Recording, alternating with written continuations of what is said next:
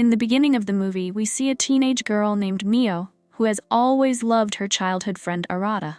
However, Mio has never told Arata about her feelings because she has always considered herself to be below average in studies, singing, and dancing.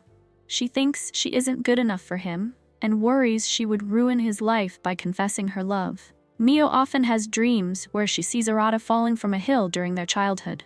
One day, she shares this dream with Arata and their new friend Julie, but they don't pay much attention to her. On the day of a math test, Mio scores only 20 marks, making her feel sad. To cheer her up, Arata takes her out the next day, and they end the day watching the sunset from a high mountain. Arata secretly takes a photo of them and gives Mio a special bracelet as a lucky charm, encouraging her to study hard and perform well in future tests. This gesture makes Mio very happy. That night, Mio tells her fish, Chi, about the bracelet and shares her feelings about Arata. She also messages Arata, saying she is studying well, though in reality she is being lazy.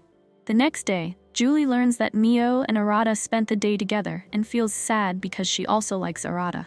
She asks Mio if they are secretly dating, but Mio assures her they are just childhood friends, and even suggests that Julie spend time alone with Arata to get closer to him. Despite this, Mio feels sad inside. A few days later, Mio and Arata go to watch a movie, but Mio's mood is off, which worries Arata. They come across a tarot card reader's shop, and despite Arata's hesitation, Mio goes inside. Inside, they meet a woman named Olivia, who reads Mio's cards and warns her of upcoming problems.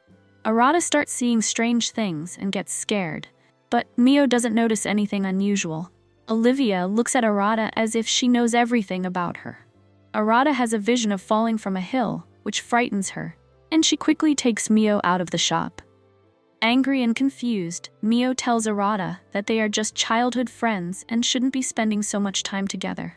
Later, Mio regrets her words, cries a lot, and decides to go to Arata's house to apologize and confess her feelings. Meanwhile, Mio's fish, Chi, dies. As Mio rushes to Arata's house in the rain, she gets hit by a car.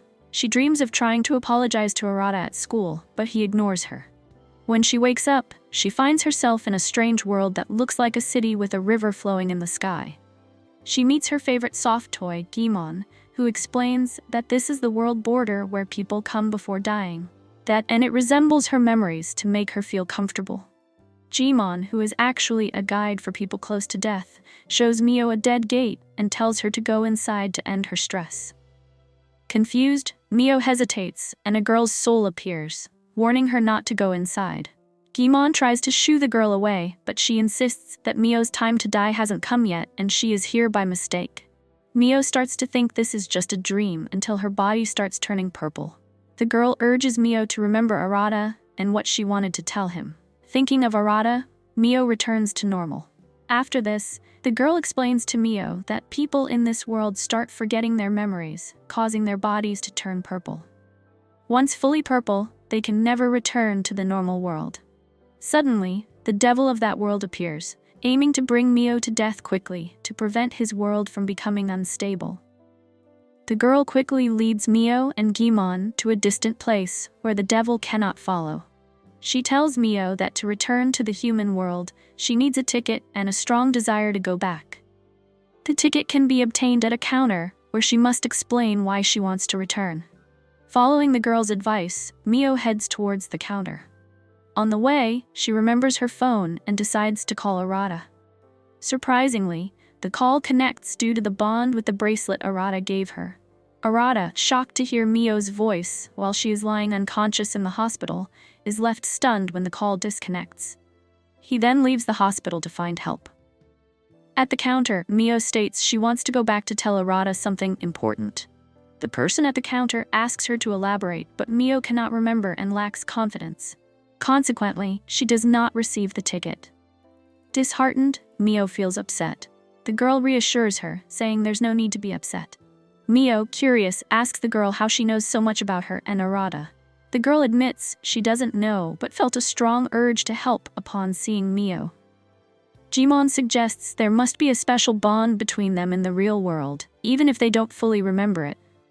Mio then asks the girl how she knows so much about this place. The girl reveals she has been here before.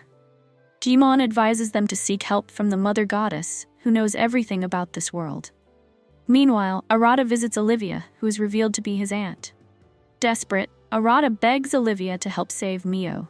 Initially, Olivia refuses, but Arata's heartfelt pleas eventually soften her resolve. On the other side, Mio meets the mother goddess, who appears to Mio as her favorite aunt due to Mio's memories. Mio explains her situation, but the goddess points out that Mio's fear of returning is clouding her memory. Mio insists there is no such fear. The goddess gently challenges her, suggesting that deep down, Mio is afraid of what might happen if she returns. This realization helps Mio understand her true feelings and determination to go back to Arata. The goddess shows Mio a door and says, "You used to cry in that room when you were scared as a child. You can still go there now." Meanwhile, Olivia agrees to help Arata, telling him that he must take Mio to a place filled with her best memories. Arata doesn't know such a place, but then something strange happens. His soul leaves his body and crosses into the border world. In the border world, Mio steps through the door, recalling how children made fun of her for not being good at dancing and singing, and how no one ever praised her. She remembers Arata encouraging her to never give up and to always try her best, regardless of the outcome.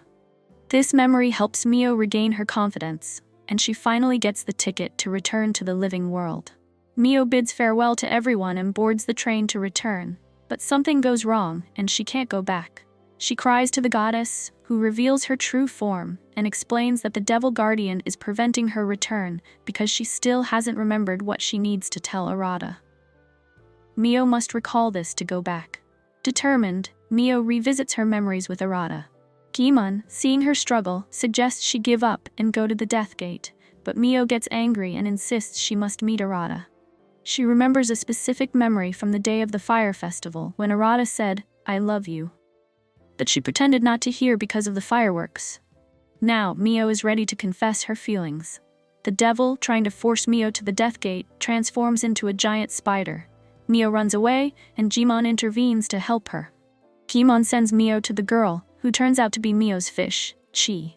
Chi and Mio try to escape the devil, but they get separated. At that moment, Arata appears in the border world, and they are overjoyed to see each other. Mio finally remembers everything, and is ready to confess her feelings to Arata. Back in the real world, Olivia uses her powers to bring Arata back to his body. Arata asks why she did that when he was about to save Mio. Olivia explains that she saved him from dying. Arata, understanding but saddened, goes to the hospital with Olivia, who reveals her family's special powers to see spirits and visit the border world. She recounts how Arata's father saved him from the border world as a child, sacrificing his own life in the process. In the border world, the devil tells Mio to walk through the Death Gate, but she insists she remembers everything. The devil allows her to go back to the real world. However, when she returns, Mio is still a soul and cannot touch Arata. Devastated, Mio cries, realizing she cannot return to her body. The devil explains that it's her fate, and she must say goodbye to Arata. Arata, feeling Mio's presence, pleads with Olivia to use her powers to bring Mio back. Olivia explains she can only do so when someone has just crossed to the border world. But Mio has been there too long. Arata realizes the bracelet he gave Mio holds a special memory and decides to take her to the mountain where they shared it. He carries Mio's body there and embraces her, hoping it will help. In the border world, the goddess and devil wait for Mio at the Death Gate. Mio, feeling defeated, tells Animaan and Chi that she couldn't return. Chi scolds Mio for giving up, reminding her that fate is in her own hands. Motivated, Mio decides to confess her feelings to Arata and tell Julie she likes him too. Determined, Mio approaches the Death Gate. Arata's and Mio's strong desire to be together transforms the Death Gate into a life gate. Mio returns to her body at sunrise, and she and Arata are overjoyed to see each other. Mio confesses her feelings, and they embrace happily.